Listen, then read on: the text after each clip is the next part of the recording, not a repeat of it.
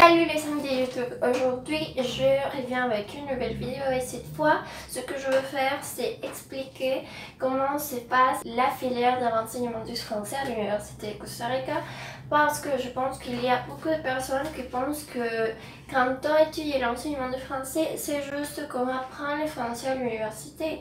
Si on voulait faire ça, on pourrait aller n'importe où parce que il y a des institutions qui enseignent le français, mais non. À l'université de Costa Rica, on apprend un peu de tout. Disons, c'est un enseignement complet. On apprend un peu de tout et c'est ça que je veux faire. Je vais vous expliquer comment est le plan, quelles sont les études qu'on fait. Premièrement, l'université de Costa Rica, c'est l'un des 4 universités publiques de Costa Rica. On a l'Instituto Tecnológico de Costa Rica, l'Universidad Nacional de Costa Rica, la Universidad Estatal a Distancia et la UCR. J'ai mon ordinateur ici pour voir un peu le plan et pouvoir vous raconter un peu comment ça marche. Alors si vous voyez que je regarde par là, c'est pour ça. Pour finir les études en enseignement du français, on prend 4 ans. Ça fait 8 semestres qu'on doit y aller pour apprendre. C'est vraiment difficile en fait.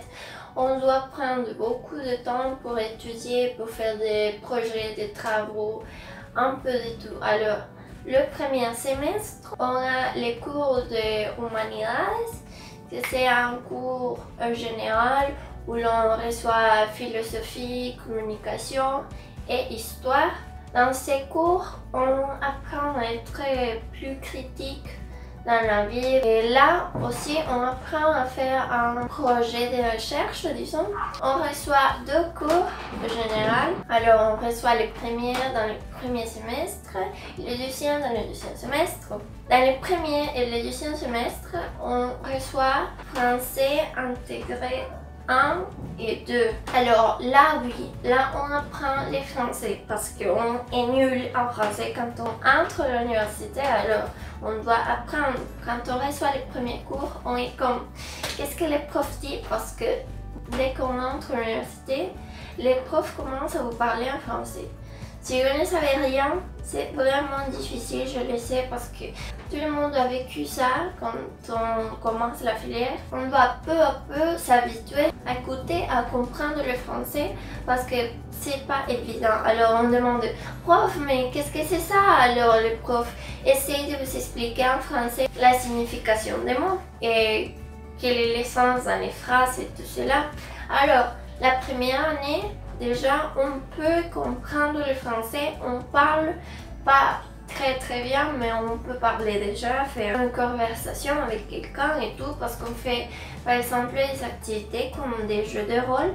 Il y a aussi dans la partie d'éducation, parce qu'évidemment si on veut devenir enseignant, on doit apprendre à enseigner. Alors on a les cours d'introduction à la pédagogie. Et c'est un cours où l'on commence à apprendre comment enseigner. On a comme la partie théorique de l'enseignement et tout cela, je ne me rappelle pas beaucoup, mais un peu ça. Puis il y a plusieurs cours qu'on peut suivre n'importe dans quel moment de la filière, mais qu'on doit suivre obligatoirement. Alors on a par exemple le répertoire, et c'est un cours qu'on doit suivre de matière que soit complètement différent à tous les cours qu'on a. Disons, si notre filière est de sciences sociales, on ne peut pas avoir un répertoire de ces domaines, disons. Par exemple, moi, je suivis les cours d'introduction à la physique ou quelque chose comme ça. C'était très facile en fait. Il y a aussi une partie des sports. On doit prendre un cours de sport pour pas avoir de l'activité physique. Alors moi, j'ai choisi danse internationale. C'était un peu de tango. Je viens aimer, mais si vous n'aimez pas ça, il y a beaucoup de cours pour que vous choisissez. Il y a aussi un cours d'art. Alors là, on peut choisir dessin et peinture. Il y a un peu de tout aussi. J'ai choisi parce qu'il n'y avait rien d'autre, appréciation de l'art. Je pense que ce sont les cours qu'on peut suivre comme ça.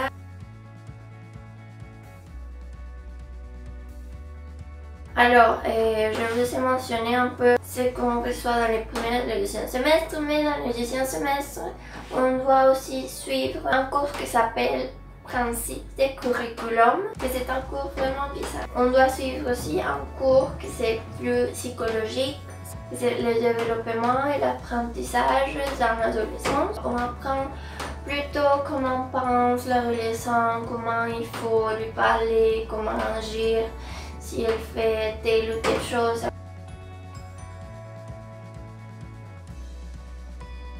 Dans la deuxième année ou le troisième semestre, on commence à changer un peu, c'est des cours plus spécialisés, disons. On a les cours d'expression écrite. C'est un cours où l'on apprend à bien écrire, à bien conjuguer des verbes, un peu de tout, mais surtout à l'écrire.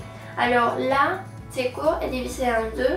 On apprend d'un côté la grammaire et de l'autre c'est la composition. Alors on apprend à rédiger et tout cela. Il y a aussi les cours d'expression orale. Là on a phonétique. C'est génial la phonétique parce qu'on apprend très bien comment dire les mots. Par exemple, si je dis merci, là il y a plusieurs sons. Alors on apprend comment écrire ça mais en API et c'est le langage pour la phonétique. Puis il y a aussi les cours d'éducation que c'est Fundamentos de Gráfica, que c'est plutôt la didactique. Là on apprend à faire un petit planning et on commence à faire des activités, on a une petite classe à faire dans un lycée et tout. C'est très intéressant parce qu'on commence à parler avec les élèves, à être très dans la réalité de l'éducation. Puis on doit suivre aussi des cours généraux, que c'est séminaire de réalité nationale. On reçoit un cours le premier semestre et le deuxième dans le deuxième semestre de cette année. Là c'est plutôt qu'on fait un travail de recherche.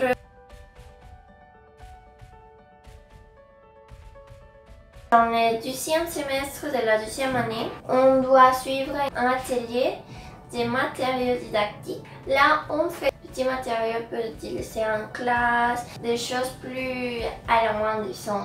Les miens, c'était plus technologique, alors on a fait des activités pour les élèves du lycée ou des choses comme ça. Mais par exemple, un livre audio, on doit aussi suivre le cours d'évaluation. C'est pour apprendre comment évaluer, comment est-ce qu'on fait les examens et tout cela. Alors là, on doit faire un examen ou corriger des examens qu'on a pour voir quelles sont les erreurs qu'ils font les enseignants et qu'est-ce qu'on ne doit pas faire. Et évidemment, on a aussi les cours d'expression écrite 2 et les cours d'expression orale 2.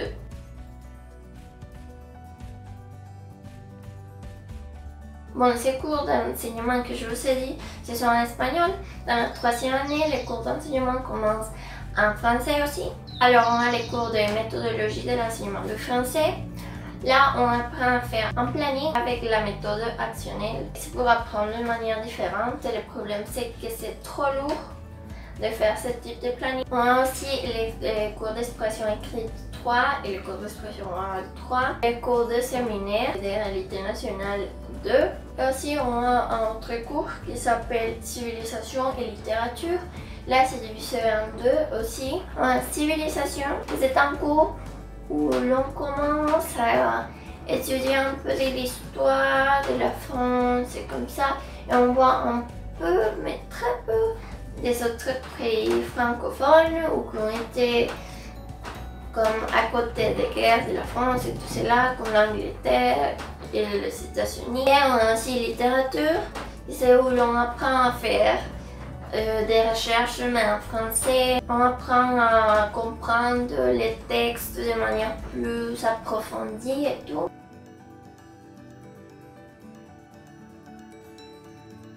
Puis, dans le sixième semestre, on a un cours où l'on fait un stage dans un lycée. Alors, on est chargé d'un groupe de secondaire. On est les professeurs de ces groupes. On doit faire l'appel le matin, avoir un contrôle de l'assistance, faire des examens, faire des travaux à la maison, donner les cours complètement en français. Ça c'est très dur parce que les élèves se sentent un peu frustrés s'ils ne comprennent pas. On doit faire des gestes, parler comme ça et apporter des choses visuelles pour qu'ils comprennent. Puis on a les cours d'expression écrite et orale 4 et on a les cours de civilisation et littérature 2.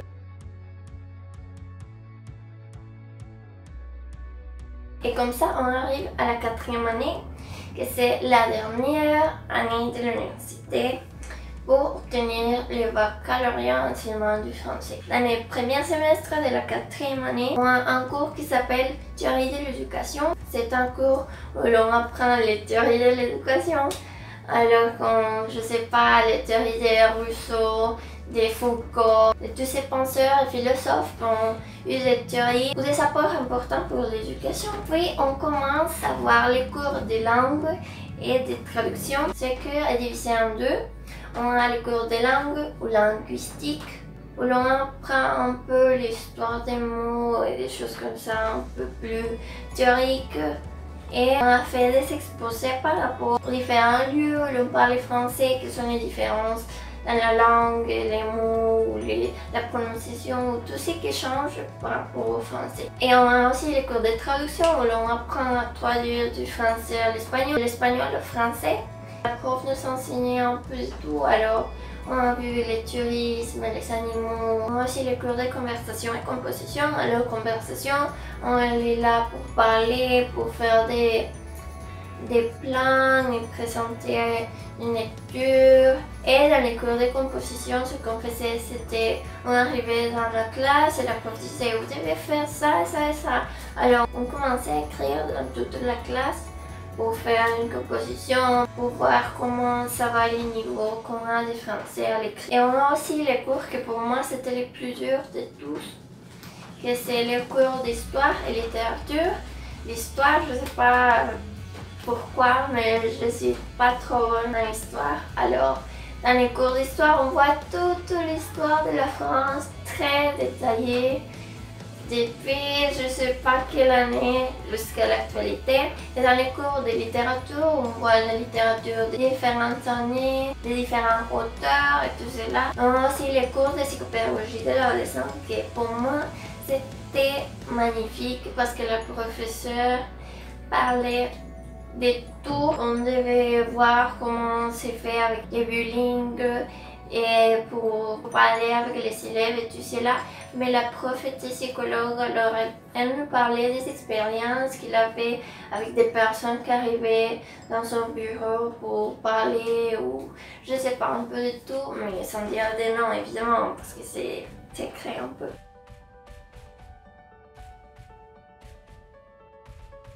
Et dans le dernier semestre, on a les cours de recherche. On doit faire là une recherche en espagnol. C'est un cours vraiment lourd parce qu'on a beaucoup d'autres choses à faire aussi. On a aussi les cours de séminaire de l'enseignement du français où l'on apprend à faire une recherche mais en français. Alors vous voyez, il y a deux recherches à faire et ça c'est lourd et c'est au même semestre. Puis on a la deuxième partie des cours de langue de traduction. On a aussi les cours de conversation et composition 2 et les cours d'histoire et littérature 2.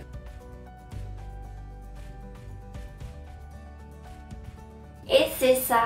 Je pense que cette vidéo va être très longue mais très importante de savoir comment est-ce que se passent les choses pour les autres personnes. Parce que parfois on juge les gens pour son éducation ou n'importe quoi. On ne sait pas ce qu'ils font, ce qu'ils étudient, si c'est facile, si c'est difficile. Parfois les gens font l'éducation comme ça dans une pyramide. Et là, en premier lieu, elle est plus importante telle ou telle chose. Et toutes les choses sont importantes. À travers l'enseignement, on peut avoir toutes ces autres filières, disons. C'est très important en fait. Et bon, c'est tout pour cette vidéo. Si vous avez aimé, vous cliquez sur j'aime, vous commentez et vous abonnez à ma chaîne. Merci pour votre attention et on se voit dans une prochaine vidéo. Salut!